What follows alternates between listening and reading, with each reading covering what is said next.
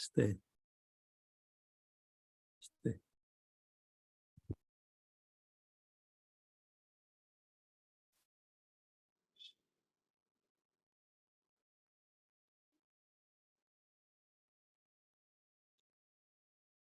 ॐ सहना भवतु सहनौ भुनक्तु सह वीर्यङ्करवावहै तेजस्विनावधीतमस्तु मा विद्विषावहै ॐ शान्ति शान्ति शान्तिः ॐ नमो भगवते वैवस्वताय मृत्यवे ब्रह्मविद्याचार्याय नचिकेतसे च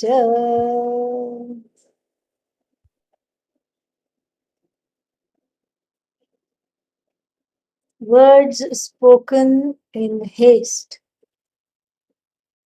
by a father who was in haste to go to guarantee some afterlife for himself. Unkind words spoken in haste become the impetus for the entire Upanishad. Had the father Vajasrashrava, the father of who? Shvetaketu, had he not uttered these words, there would have been no Kathopanishad. Nachiketa would not have met Lord Yama, and nothing, we would have not had anything here. So, this becomes a nimitta for the prospective student, Nachiketa, to meet the teacher. And so, from the looks of it, Vajashrava was a seeker. But seeking what? Bhukti, not mukti. Bhukti means what? Bhukti means the bhoga padartha. That is what bhukti is. Conspicuous consumption. I want to guarantee a place in Swarga. Swarga also we have of many kinds. 7 up, 7 down.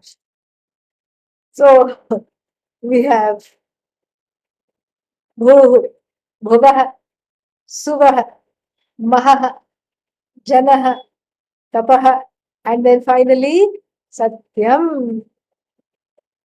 Satyam, this Satyam which is the topmost not in terms of location, so don't look up, okay? Yeah, these are all parallel universes. Topmost in terms of preference, meaning the nicest loka is also called Brahmaloka, where supposedly Brahmaji comes and teaches the person. Brahmaji himself comes and teaches the person. And so everybody is on a cloud, and what is that? You are on cloud 9, and Brahmaji teaches you. What will Brahmaji teach? Vedanta, of course. What else is there to teach? And then let's say you go there, and going there is not easy. Look at what Vajashrava had to do: give away every single thing he owned, and not accumulate them afterwards, and not go and ask for them back afterwards, but give away every single thing he owned. And then after that, dedicate a life to yajna. And when you have repetitive stress injury, like all the time, your wrist needs to be in a elastic, what is that called? Ace bandage. Because it has this motion, repetitive stress injury. Keeping on pouring ajyam. Ajyam means it's a kind of a baby ghee. And so a ghee that is not quite ghee is called ajyam. And so you keep pouring and you say, aha, ayo. And so you need a little break. What do? Oh, chill, sit back, put on Netflix and watch a few shows. No, no, no. In that time, when you are not doing this, pouring ghee into the fire and doing an active yajna, what do? You meditate. Then you're sick of meditating, back to yajna. In between, sometimes you eat, sometimes you don't. And this is how, this is your ticket to Brahma Vidya if done correctly. Oh, but what happens if I do everything, I think I've done it correctly, and then I don't go there after death? No Brahmaji, no cloud nine to sit on, certainly no Upanishad being taught by the Lord Himself. So, what happened? Well, you must have nodded off in one of the meditations. You must have been cursing somebody while pouring the ghee. There's always an explanation. You know what you have done. You know all the trutis, what you have not done also you know. You know what you have done. And then, so therefore what? Therefore, this is what is going to be. And so there is no guarantee. And the effort it takes for these people to go to these kinds of outer reaches of heaven, it's just tremendous. And what does Vajashrava want? Array, you already told us he wants to go to Brahmaloka. Yes, that is the immediate want, but what is behind that want? He thinks it's a permanent place. This life is not permanent, we know, because we see people just succumbing. We see so many fatalities. Just think of the 3 years of the pandemic in every country. Not a single country was spared of just humongous numbers of people just gone. And like this, there will always be something. And then even a simple flu, if one is elderly, can take one away from this earth. And so, like this, there are, we know that this life is not permanent. We have had bitter reminders of that in our own lives and in the lives of others. We have had difficult reminders. Now, the this is, so therefore, Vajashrava wants permanence elsewhere. He thinks that the permanence must be elsewhere. He too is a seeker. He is seeking the wrong, the right thing he's seeking, but in the wrong place. Like the grandma searching for her embroidery needle. All little thing. Oh, it was my best needle. It didn't hurt me when it went in and out of the canvas, and I could embroider so nicely. Now it is lost. And she's looking for the needle. And very soon, a helpful crowd, a small but helpful crowd gathers and says, Grandma, where did you lose it? Let's help you search. She says, Oh, son, I lost it back in my house. Then why are we searching it, Grandma, for it in the village square? Because my house has no electricity. Here, at least, there is a street light. This is exactly what we do. Excuse me. This is the seeking. This is the seeking that Vajashrava is doing. And when Vajashrava is doing, we are able to see this objectively and say, bad boy Vajashrava, you should have known better. You are a dharmic person. You are a Vaidika. What happened to you? Look at your son and learn from him. What happened to you? We can say that. While conveniently, very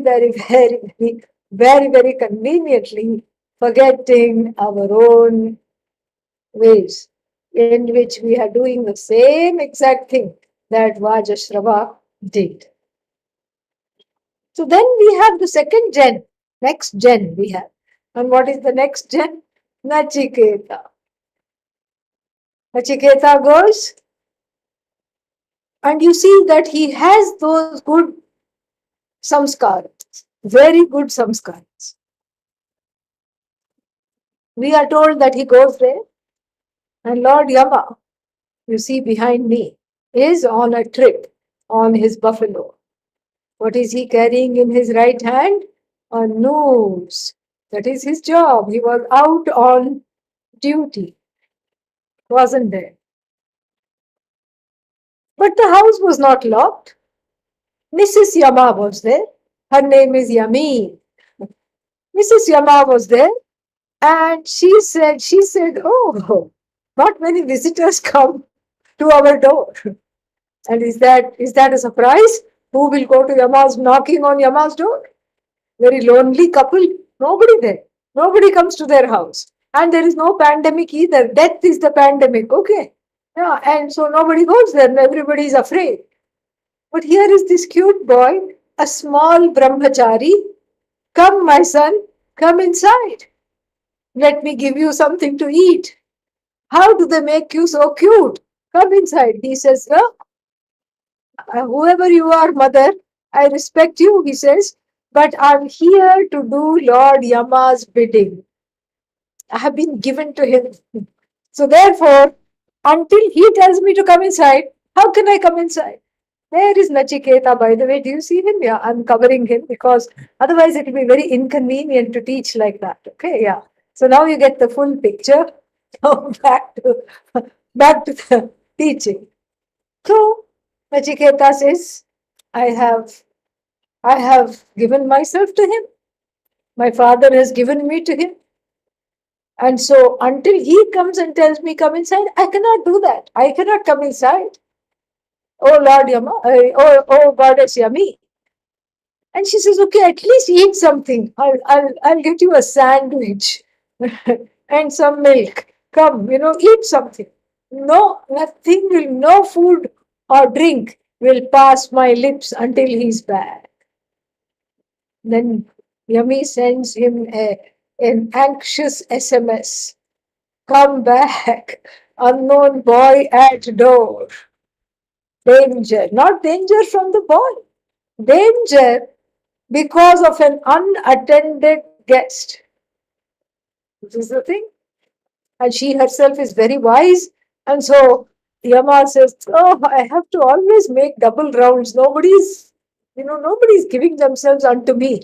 And everything takes longer than planned. And here is Yummy keeping on sending me, messages about something or the other. Okay. Let me turn around the bull and go back. And he goes back. And then finds this Nachiketa there. And Yummy yanks him inside the house and says, we need to have a few words. Do you know what happens? For 3 days and 3 nights he is there. And in fact, an unattended guest, even for 1 day, brings bad luck. The guest doesn't bring bad luck. Not attending to the guest brings us bad luck. We have neglected the guest. It is a form of a yajna. It is called Adhithi Yaga. Somebody who has come without an appointment, without a date, and that person is the guest. And that person is treated as an incarnation of God and has to be brought in and fed and entertained and all this. And this boy refuses to come in. Take care of it so that this kind of terrible bad luck doesn't befall us. Already we have bad luck because we have no friends. Oh, Yama. And so take care of this so that we don't get any more bad luck. And then Yama goes out. Who are you? And what are you doing here on my threshold? 3 days, 3 nights you're here without going in. Didn't my wife offer you hospitality? Yes, most hospitable, my master. She did. But then why are you here? Why didn't you go in? Because my father has given me to you, and I want to make sure that I serve you. This was his seva bhava. His ability to serve was something which is very much highlighted in the Upanishad. Then what happens? Yama wants to absolve himself of all his omissions and commissions and that of the wife for not tending to the guest and neglecting the guest. So he says, for every night you have spent out in the cold, I'll give you a boon. How many boons is that? Three boons. And these boons are not just for entertainment. These boons show a trajectory of growth of young Nachiketa. First, he says, I want to go back intact and I want to find, because I have heard that when people come to your abode, they go back in a different form. I don't want to go back in a different form. Send me back in the same form. And this is just, don't think of this as another boon. Part A and part B, this is a connected boon. So, what is the next boon? May my father not be angry with me. This the first boon, part A and part B, is shows that he is still stuck in the role of the son. This is exactly what he is stuck. He's stuck in the role of the son, and this is what he wants. This is how it is, and he wants to go back. He wants to make sure his father is okay. His father should, he needs the validation of his father. A father should not be angry with him. Father should be pleased with him. These are all what are called samsaric desires. May I get validation from my parents? Why? Aren't you old enough to validate yourself? Yeah, but I still want them to validate me. May they not be angry with me. This is the feeling. And so Nachiketa shows that his first and foremost concern is this. And the next one, he says, the next boon is again, he's carrying the father's legacy.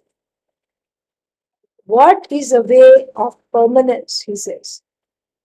What kind of a yajna will take me to the afterlife? I see my father doing this. I also want to learn this. So he teaches him.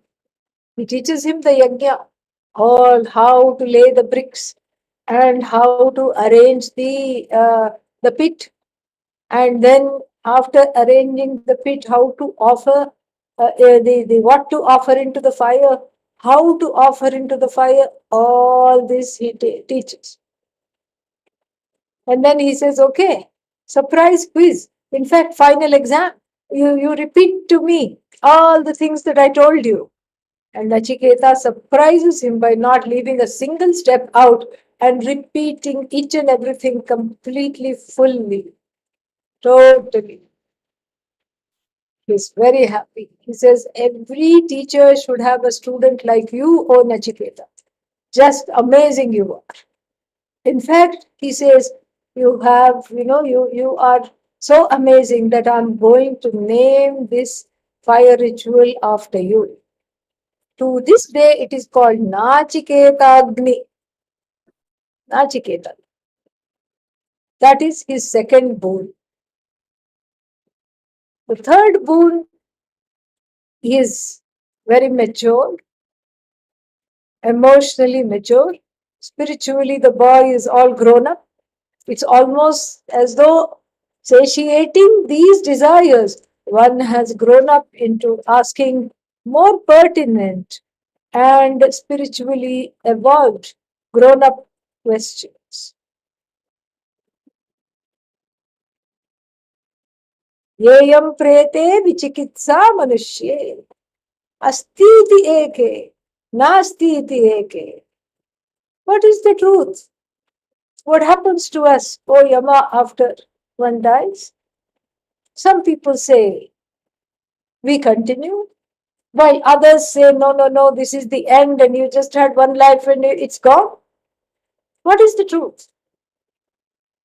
Nachiketa's, question makes Lord Yama panic a little bit. He says, no, no, no, no, no, no, we are not going here. We are not going here. Absolutely not. Devaihi api vichikitsa pura. This was already talked about by the Devas. This was desired by the Devas, and look, they also haven't got it. This is very difficult stuff. And look, you're so small, you're so cute, you have your life ahead of you. Why do you want to know all this? Drab, dreary, morbid topics. What happens after death and all that? Forget about all this. Yes, I know it's my department, and I know this, yes. But I'm not going to tell you. Here, have an extra boon. Have an extra boon. I'm going to give you a lovely trinket, a mala studded with heavenly celestial gems. Oh, that's also not enough. Okay, I'll make you ask for other things.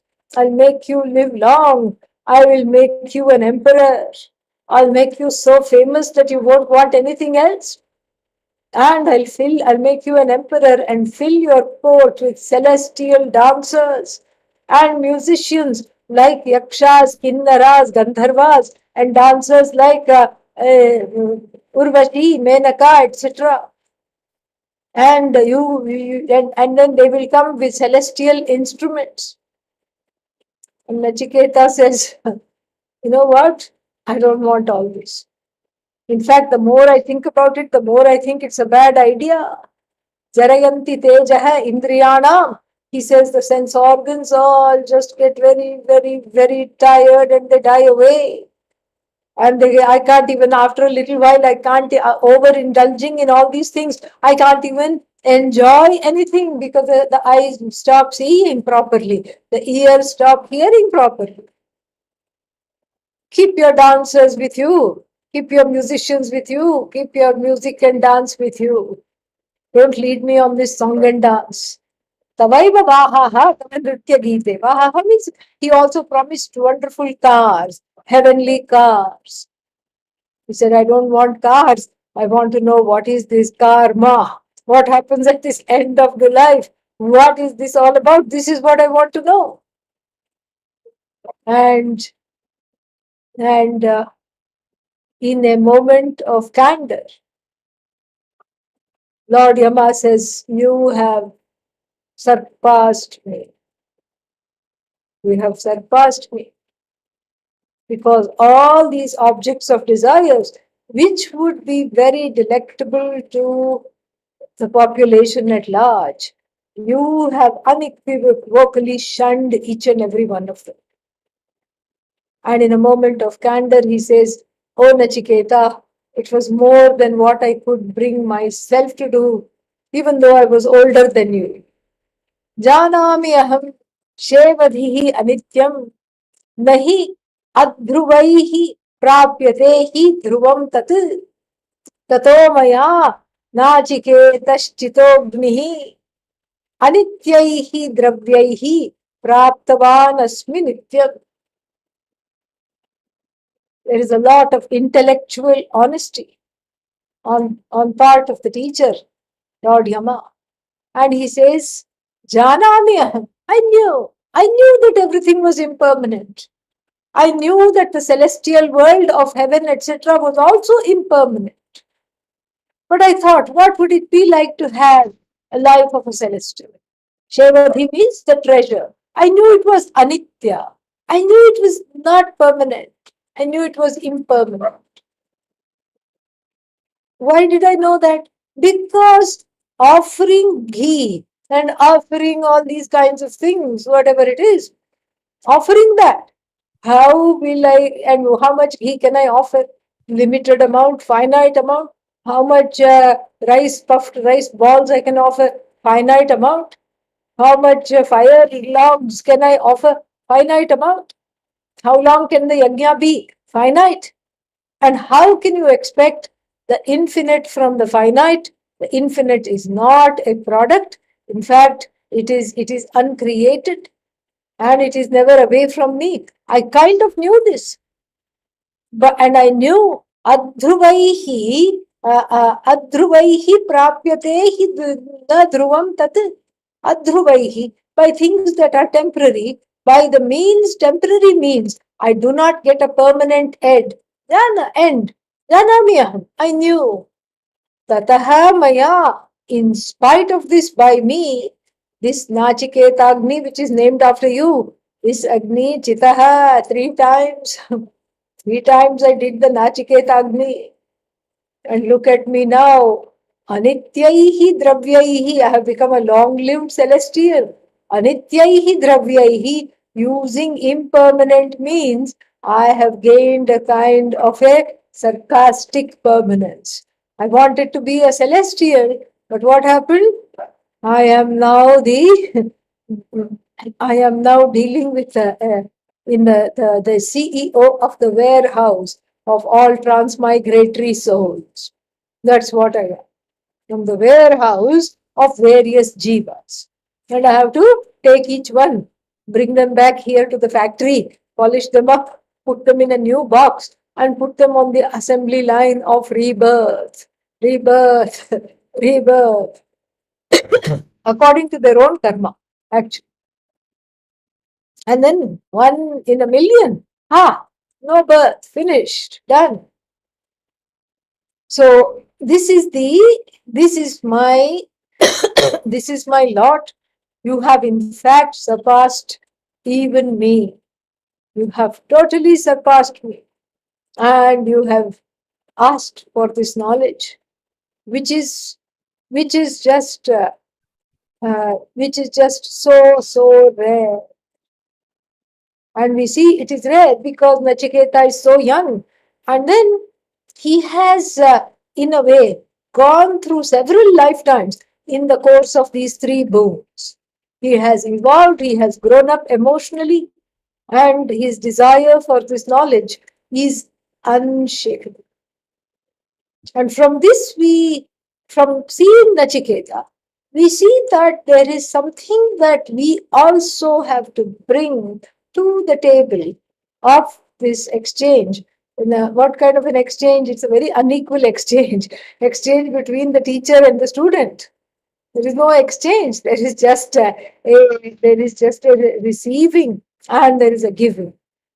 And if you want to call this giving and receiving an exchange, then we may call it that. But then in this, I have to bring to the table as a disciple. I have to bring a few things. And this is what we gather from Nachiketa's story. What is it that's Nachiketa bringing? Nachiketa is bringing Shraddha. Shraddha means he knows that taught by Lord Yama, he will understand. He's bringing Shraddha. Why to bring Shraddha in this situation? Because Shraddha is needed when you cannot figure something out by yourself. That is when Shraddha is needed, not any other time. Shraddha is not needed when you can figure something out by yourself, how something works. Why do you need Shraddha? Shraddha means trust. You don't need trust because you can yourself do research, you can analyze it, you can do everything, and then you don't need Shraddha at all. Shraddha is needed in a situation where you have no way at all of finding out. And that has to become extremely clear that there is no other way. All the options are closed. This is how we began the teaching, with all the options that are open. Option 1, option 2, option 3, option 4. I can perhaps do this, I can perhaps do that, I can go here, I can go there, I can do this, I can get this, I can figure it out this way. Why can't I go to the temple and get moksha, get freedom from samsara, or get self-knowledge? Why can't I go here and do this? Why can't I intuit my way to understanding that I'm free of sorrow? Why can't I read it in a book? After all, the Kathopanishad is printed. All these options close when you understand that this is not in my hand. Why is it not in your hands? It is not in my hands because there is a kartri karma virodha. Subject object contradiction. Who wants to know? I want to know. Who are you? I'm the knower. Okay. Then who is it that is wanting to know? You. And who is the agent of this knowledge? You. How can you be both the recipient and the agent of the same thing? You cannot. And besides, we are talking of the I. That is the indweller, so to speak, as it were, of this body mind sense complex, which is away from everything, and yet nothing is away from it. Tadejati tannejati taddure tadvantike. This is what the Isha Upanishad says. What is this self? Oh, it's moving. See, the person is walking, so the self is moving. Na, tadejati. Oh, no, it moves. No, no, no, it doesn't move. It doesn't move. Here it moves. No, it doesn't move. Oh, it's very, very far. So far, it is out of my reach. Says who? The one who is the self. Tadvantike means it is so near to me. Yet it seems very far. Here it moves. Here it doesn't move. Meaning what? It is the truth of that which moves and that which doesn't move. It's the truth of that which talks and that which is silent. It is the truth of that what was the last one? That which is far and which is near. It is the truth and the content of everything without being any one thing. And in this particular iteration, it is in the form of this body without becoming this body. It takes on the form of this mind without becoming the mind. It takes on the form of the senses. It lights up the senses without becoming any one of them. How? Just like a crystal. You put a pink cloth behind it. What happens? Oh, pink stone. It must be ruby. And then you take away the pink cloth, and then it is back to its original self. Then you put blue cloth, and then somebody mistakes it for a sapphire. Then you take away blue cloth. Then you put a white cloth, somebody mistakes it for a diamond, and then you take away the white cloth. The crystal is colorless. Similarly, the self is formless and yet not opposed to forms. It takes on many, many, many, many forms without becoming any one of them. So, how are you going to know that which you cannot objectify? Because all the means of knowledge you have at your behest are to cognize objects, not the subject, not the I. So, for that, a new means of knowledge is needed. We need a teacher like Yama. Here, this one I like because he has kind eyes. He doesn't have fiery, fearsome eyes. Big, nice, kind eyes. He's got the eyes of a teacher here. And so we need a teacher. And the teacher is needed because you cannot figure it out on your own, even if you stand on your head. We do recommend headstands because anything that gives blood to the brain is very much needed. But it is not going to substitute this knowledge. It is not. And this has to be adequately clear. Without this, we cannot go any further. Nachiketa has brought so much Shraddha. First Shraddha for the Father's words, and then Shraddha for Lord Yama's words. Whatever he's going to teach me is going to benefit me, and he's not going to take me for a ride. That trust he brings, and that itself is enough. Shraddhavan labhate jnanam. The Bhagavad Gita promises that if this Shraddha is there, or even if you have only one qualification, you don't have Shama. Shama means a resolved mind, meaning a mind that is not reactive. You don't have Dhamma. Dhamma means like reactive sense organs. I feel like hitting somebody and I hit somebody. This is Dhamma. The absence of that is Dhamma, okay? And then you don't have Titiksha, patience, forbearance. You don't have Uparati, letting go of small stuff. You don't have. You don't have focus. You're always multitasking. You don't have samadhanam. And so you don't have any of these things. And you don't have viveka is wanting. What is it wanting? Viveka is wanting vairagya to come. And vairagya is wanting viveka to come. So both viveka and vairagya are wanting. And then mumukshutvam, how do you spell that? Really? And so this is the person's situation. Yet Shraddha is there in full measure, means all these other qualifications come. It's like eating a sweet and having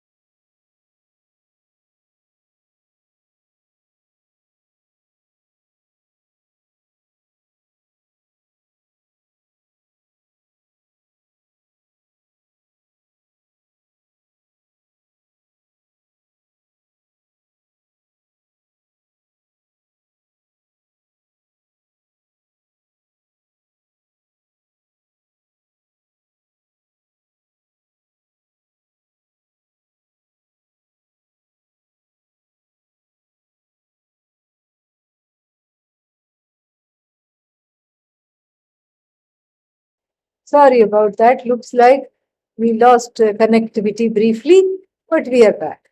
All right. Thank you for the patience. And so Nachiketa has Shraddha, total Shraddha. And he also has patience because Yama likes to talk. As I said, not many visitors. No, and who will really want to come and talk? No one. And so Yama loves to talk. And he keeps talking. He keeps waxing eloquent about this thing, that thing, all these things. And then Nachiketa listens patiently listens. So we know that he has a lot of these qualifications that we are talking about. He has Shraddha. This is what one brings. Shraddha of all the qualifications is highlighted because the Shraddha alone brings in the knowledge. Why? Because I dare to trust a means of knowledge that I am not wielding. Usually, I trust only the means of knowledge that I operate, like my eyes. If I see something, I know I cannot unsee it. I know I have seen this, I know this is true. I can say, I saw it with my own eyes. I can say that. And then if I hear something, I know this is what it is, and I have heard it with my own ears. But this means of knowledge called Shabda Pramana. A pramana, a means of knowledge that helps you see what you cannot objectify, namely the truth of yourself.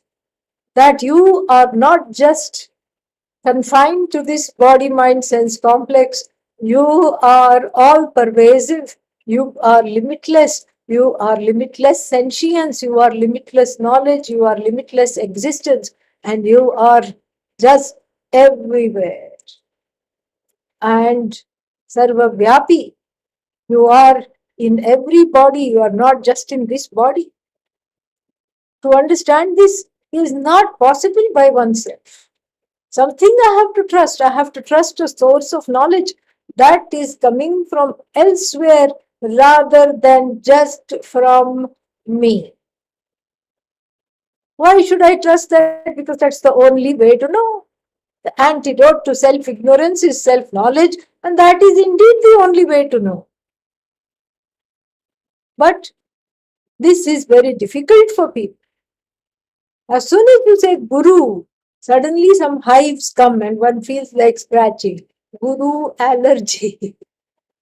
I need a Guru antihistamine because there is Guru allergy. Why is there Guru allergy? Because of really, this is the truth. There is no need for Guru allergy because actually we are not opposed to gurus in the empirical life for empirical knowledge. What is the meaning of empirical knowledge? Anyone who doesn't know how to cook, What do? You engage a cooking guru, somebody who wants to be very savvy in the stock market, engage a stock market guru.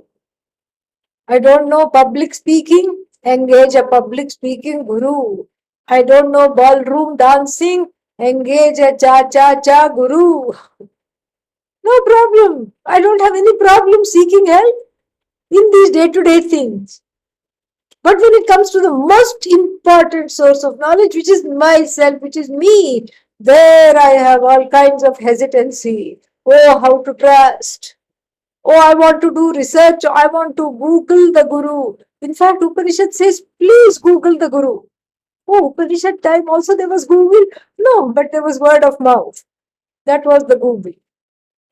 And so, please Google the Guru. Get a Shrotriya. That's what the Upanishad says. Get a Brahmanishta. Who is a Shrotriya?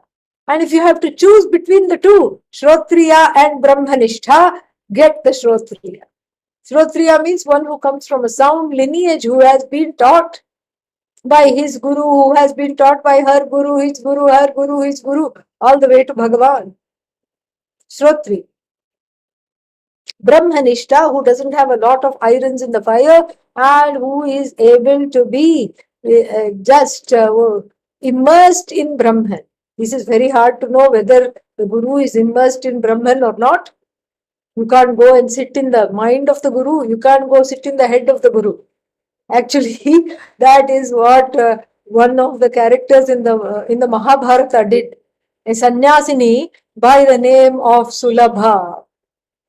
Sulabha was a sannyasini, and she came to the court of King Janaka, not the Janaka of Ramayana, some other Janaka, a very common name. There is a Upanishad Janaka, also there is a Ramayana Janaka, and there is also the, what is that, the Mahabharata Janaka. So then she goes to his palace and she says, I have come for bhiksha. And seeing the sannyasi at the door, he says, yes, mother, please come inside, you will be fed. He washes her feet and she says, no, I want vada bhiksha. I want the bhiksha of being able to argue with you. Because this Janaka thought that he knew everything.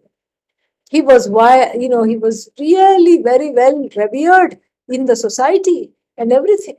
For the first time, he came face to face with a sannyasini, with a woman. And he first refused to do. He said, it will not be equal. You're a woman. And then she says, hello, this is not volleyball. This is not basketball. This is mental. This is not physical. So there is no, I'm not lacking in any way. I want this vada. I want to have this dialogue with you. And then when the dialogue started, she said, she heard him speak a few things. But then she could see through her Divya Drishti, she could see through some power that was given to her that this person is not really walking the walk. He's only talking. He's not walking the talk. He's only just saying a few things. That's all. But he's not really speaking. He's not really following what he speaks. And so she says, can I go inside your mind and sit there for a little bit? And he says, he thinks to himself, of course she doesn't know how to do that. But I'll just, placate her and say, sure, sister, come on in. And so she goes inside his mind and she sees that it is just filled with all kinds of nonsense. In other words, he is not a Brahmanishta, okay? And then after that he gets very angry. Oh, you went without my permission. She says, you gave permission. I gave permission because I didn't think you would really know how to do it. This is why I gave permission. Too bad. You already gave permission. So it's not that, you cannot cry that I have violated your space, your inner space. I haven't. And so then she comes out and then she says, okay, you are a big talker, but you are not the walker of the talk. And she just tells him she wins the debate and then goes. So Like this, you cannot go sit in the head of the Guru. So Brahmanishtha may not be a possibility. Shrotriya definitely. Shrotriya will never, never, ever, ever mislead you. And this is what is needed. And this one finds a Shrotriya because he is already a celestial. He must have been taught by Prajapati, the guru of the gods. Lord Yama must have studied that and gained the knowledge. And so, like this, the guru does not need to be a source of allergy. If the guru is a source of allergy, discomfort, annoyance, or something, it means that some housekeeping is needing to be done. Pray tell, what is this housekeeping? Meaning, a little visit, a little jhalak. Jhalak means a glimpse into one's own relationship to authority figures. What is one's relationship to authority figures? This needs to be thought about. And authority figures, starting with, of course, one's own parents, one's own primary caregivers, who might have become primary caregivers, you don't know.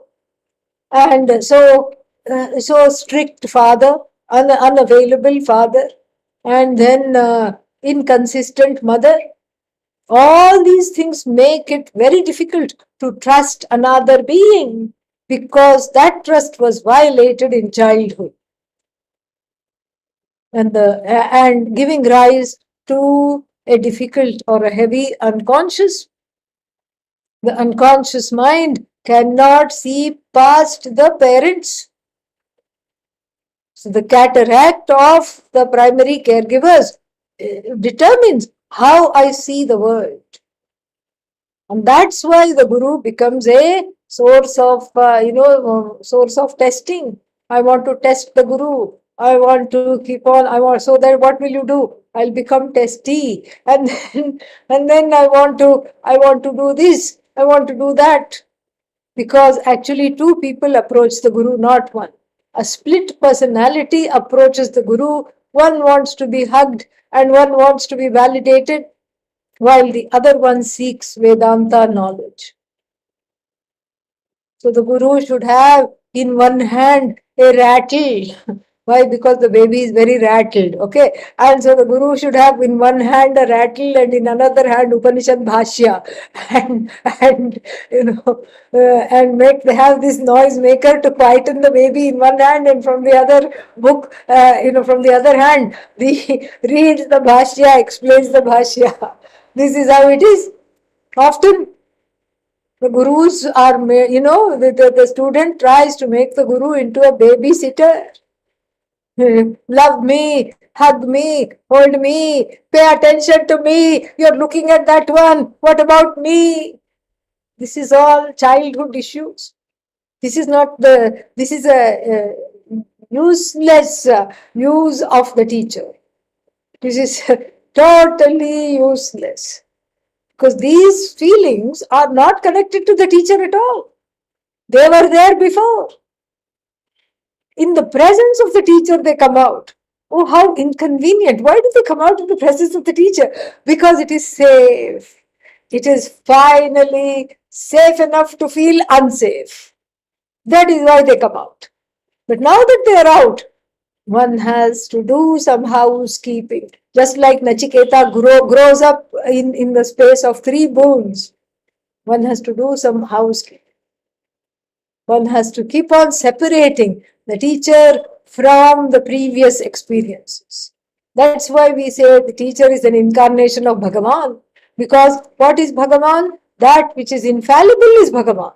And so therefore we say this is exactly the how it is, because if the teacher is Bhagavan and that which is infallible is Bhagavan, then that means that I have to see the infallible in the teacher. A very difficult thing to do, but a must in order to gain this knowledge. It is a must. That's why we say Guru Brahma, Guru Vishnu, Guru Devo Maheshwara. This is what we say.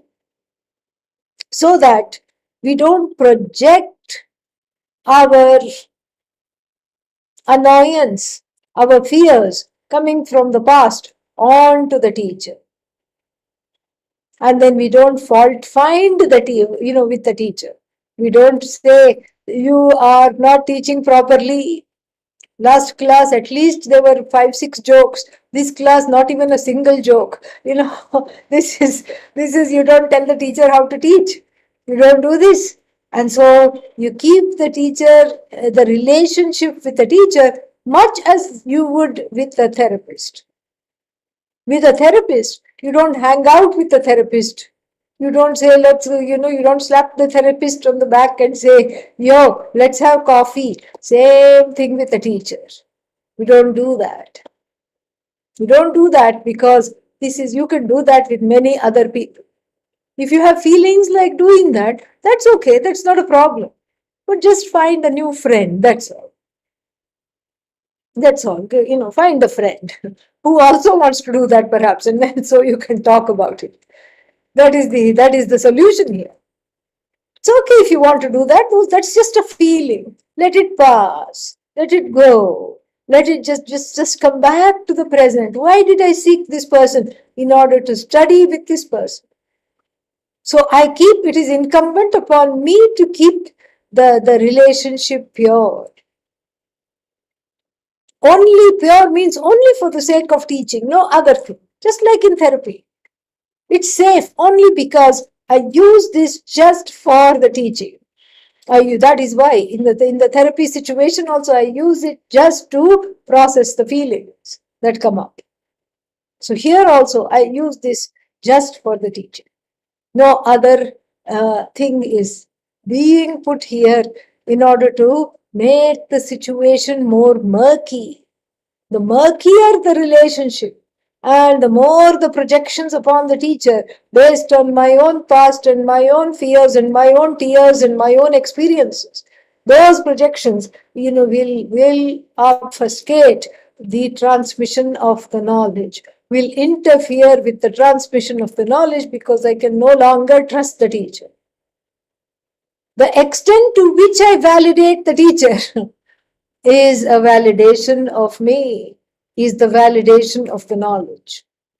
The extent to which I approve of the teacher is the extent to which that knowledge will come uninhibited, it will flow.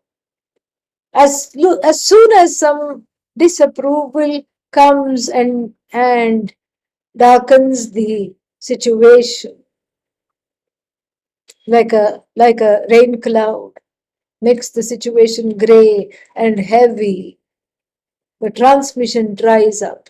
Oh, does the teacher not teach? No. The teacher will keep on teaching. But one finds that one cannot pay attention. One finds oneself restless. One finds that one wants to leave. One finds that one doesn't want to come back. One finds that one wants to find what? Another teacher. You are fired. Why? Why is the teacher fired? Because the teacher did not approve of the student in the way the student wanted to be approved.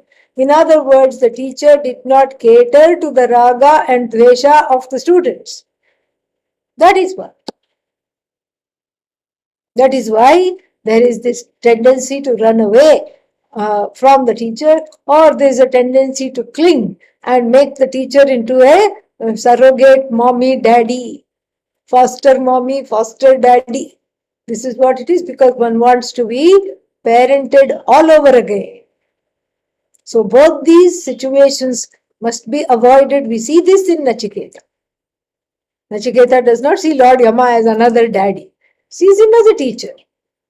And he is very clear that this is the knowledge that I want, and then don't praise me, he says.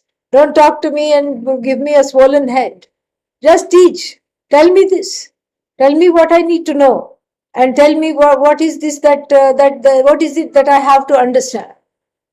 And that is the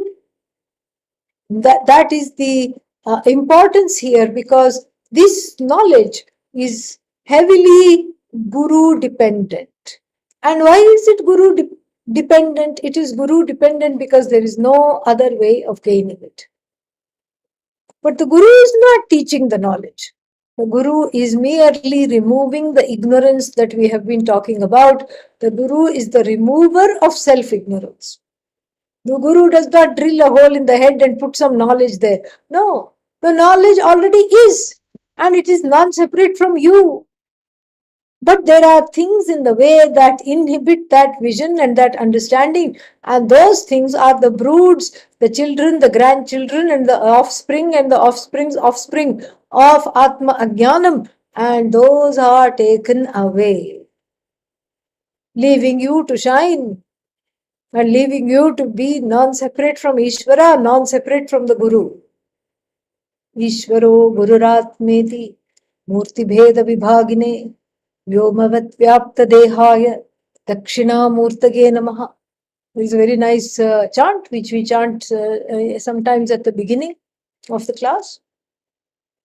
That the one who tears asunder, that Dakshinamurti, and unto that Dakshinamurti my namaskars. Who is this Dakshinamurti? The one that tears asunder. What? All kinds of divisions. Oh, Guru is somebody, I am somebody. You respect the Guru, yes, but you know that ultimately it is just a role that you are playing, role of the student. Because who is this Guru? Paramatma. Who are you? Paramatma. Everything is Paramatma alone. And so therefore, the Guru is, without a Guru, this knowledge will not take place. You cannot intuit the knowledge because the intuiter, that knowledge is the truth of the intuiter. You cannot stumble upon this knowledge because we are talking of the truth of the stumbler, and you cannot infer this knowledge because we are talking about the knowledge or the nature of the inferer. You cannot see this knowledge because we are talking of the nature of the seer who is never seen. You cannot hear this knowledge, even though they say there is a soundless sound called anahata. And in deep states of meditation, people confuse this anahata for sound of Atma. They say in deep states of meditation, Atma reveals itself through sound. Ayyo. And if that is the case, then then we are done, because whenever there is silence, that there is no Atma, that means Atma has gone. If Atma only reveals itself through sound, that means it's opposed to silence. Whereas certain others say Atma only is found in silence. So each time I talk, Atma bye bye. Each time I listen to music, Atma bye bye. No Atma. That which is neither opposed to sound nor opposed to silence, yet because of which silence is cognized, because of which sound is upheld, that is the Atma. How are you going to know this by yourself? You have to be taught, and you have to be open to this teaching. That is what the Guru is. And the Brahma Vidya Acharya, that is what it is. And the one who is the Ajnana Nashaka, the one who removes Ajnanam. You see that you are non-separate from Ishvara, you are non-separate from the Guru.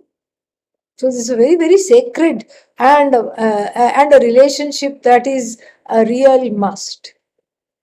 Real must. And so Nachiketa has now found his teacher. And then Nachiketa has asked the teaching.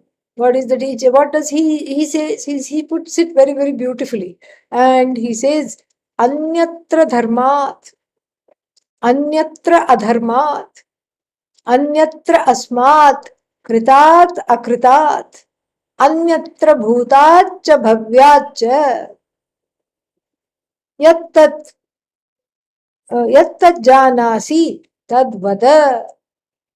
Tell me, teach me. What should I tell you? What should I teach you? I don't want the run of the mill things. I don't want to know just, same old things. I know dharma. I know adharma. Adharma means non-righteousness. Dharma righteousness. I know dharma, I know adharma, but I don't want to know either of them. I want to know that which transcends these human made dyads of good and bad, dharma, adharma. This is all human made. It's relative. And it may be universal in a certain way, but still I don't want this. I don't want this. I don't want to know what is already very, very easy to know. What is good, what is bad. I know I have other ways of finding that out. I don't need to come to you. To you I come to know that which I am incapable of knowing, namely that which transcends dharma, righteous ways of living. Do unto others as they want you to do unto them, and do unto others as you want them to do unto you. And the golden rule. All this I know. Adharma also I know. And if I engage in adharma, there will be consequences. That also I know. I can find that out. I can see that. I want to know from you something completely different than that. I want to know something that which upholds dharma, concept of dharma, that which is unopposed to adharma. Oh, Atma is unopposed to adharma? Yes, it is unopposed to adharma. That's why it lets you get away with adharma. Yeah. It does not say, hello, I am Atma, and what are you doing? You're about to tell a big fib. Don't do this. It doesn't say. It allows one to lie. Not only that, it allows one to get away with it repeatedly until one becomes a politician. There is one politician in the news like that. And so, this is how it is. It is unopposed to dharma. It is unopposed to adharma. It's like the sun shining. The sun shines over a group of people studying the Bhagavad Gita, reading the Bhagavad Gita, home study or studying the Bhagavad Gita. They are all sitting there, they are chanting, and they are underneath a tree, the sun is shining. Underneath another tree, a few yards away, a group of bandits is plotting grand larceny, how to rob a bank. In fact, they are writing a book. They are famous. They have robbed before. And they are taking notes. Tips for robbing banks. They think it will be a very good book, a bestseller. Is the sign not shining on that group? Of course, the sign is shining equally on that group. This is the Atma. It is the lighter upper of everything. Every notion, every fact-finding mission, every fact, every non-fact, every fact that has been debunked and is no longer a fact. And it is unopposed to knowledge of the relative, and it is unopposed to ignorance of the finite. It is unopposed even to self-ignorance, as we saw. It is unopposed to righteousness and wrongdoing, because that which we are talking about, that self, that Atma, belongs to a different order of reality than all these other things that we have been discussing. Dharma, adharma, all these things. That belongs to the relative order of reality, whereas the Atma is absolute. Absolute. And so therefore what? Therefore, there is the need to, and therefore, Nachiketa's question is so brilliant. There's a need to understand the brilliance of it. Anyatra dharmat, anyatra adharmat. Other than dharma, other than adharma.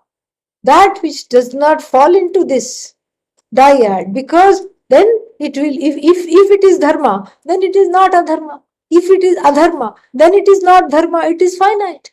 It is limited. Adharma is limited because it is not dharma. Then when you strictly talk about dharma, that's also limited because it is not adharma.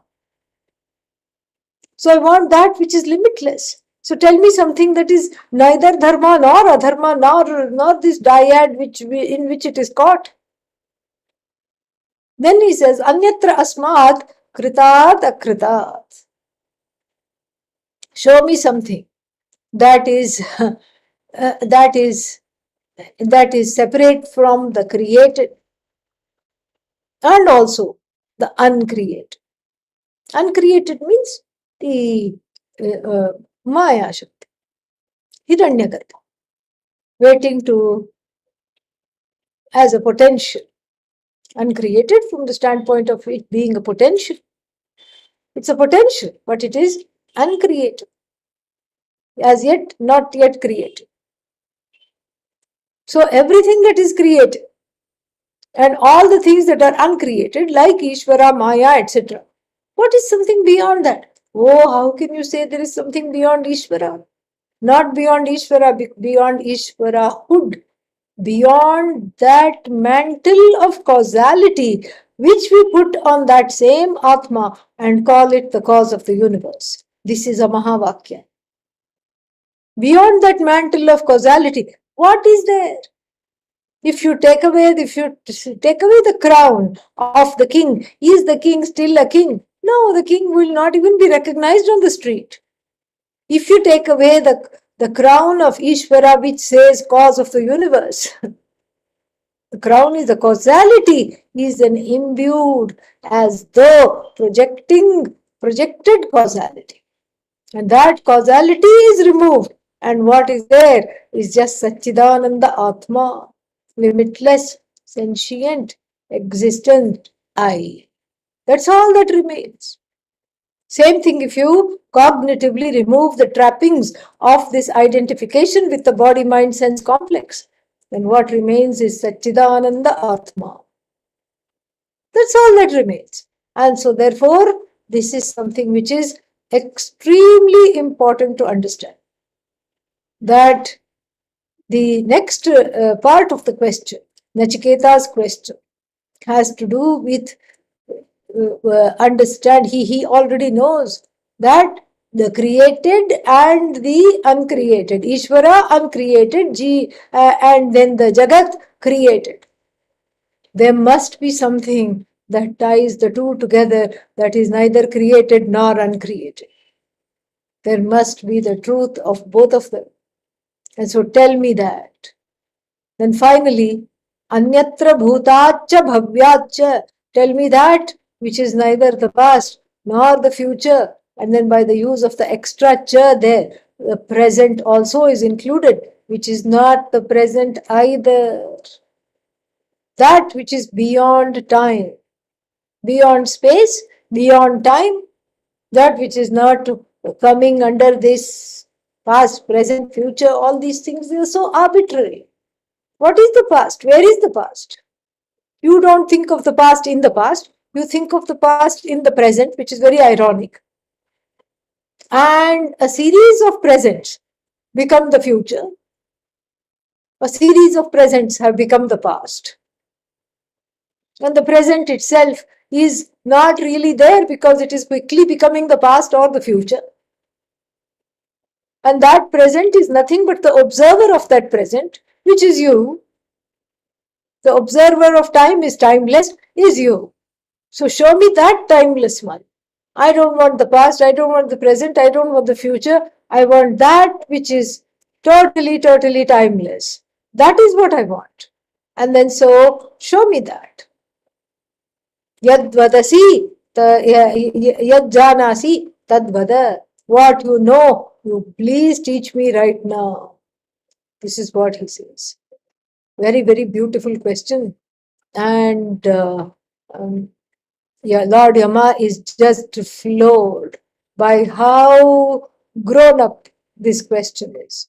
People, people of very rare caliber can command the language, can have the command of the language like this, can also can be so articulate and can articulate themselves like this. It's just amazing. He's just totally floored. And here in this question is also a little impatience because he says, I have been very patient up till now. Now I really need to know. I really need to know what is it That is this self-knowledge. And then Lord Yama says, I'm going to keep it brief. I'm going to keep it brief. What do you mean you're going to keep it brief? He says, Sarve Vedaha Yat Padam Amananti. Tapamsi Sarvani cha Yad Vadanti. Yadichantaha Brahmacharyam Charanti. Tatte Padam Sangrahena Bravimi Om Iti Etat. That which is the culmination of all the Vedas, that which is the culmination of all austerities, tapas, meditation, and other sadhanas, and that desiring which one takes to a disciplined life, a life of moderation and discipline. That pada means the destiny. Whose destiny? Your own destiny. Your own destiny, which is you. The destiny and the seeker are one, remember? And so your own destiny, I'm going to tell you in brief. You know, it's like we have to learn speech making from Lord Yama. Because usually people will say, whenever I used to go with Pujya Swamiji and then go to hear him talk, there would always be somebody who would introduce. And they would start off by saying, I am just the person who is introducing this program. I know you haven't come to hear me. I know very well that you have come to hear Pujya Swamiji. And so, and then he would go on for 20 minutes. Even though he would say, I would keep it brief. 20 minutes later, then only Pujya Swamiji could take the stage. Lord Yama, not like that. He says, Sangrahena Bravimi. I will tell you in brief. And his brief is what? His brief is very brief. It's a one monosyllabic word. Om. Om iti etat.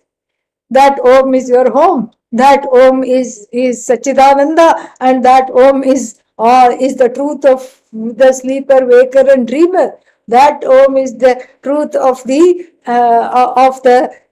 waking world, along with Ishvara in the form of Virat.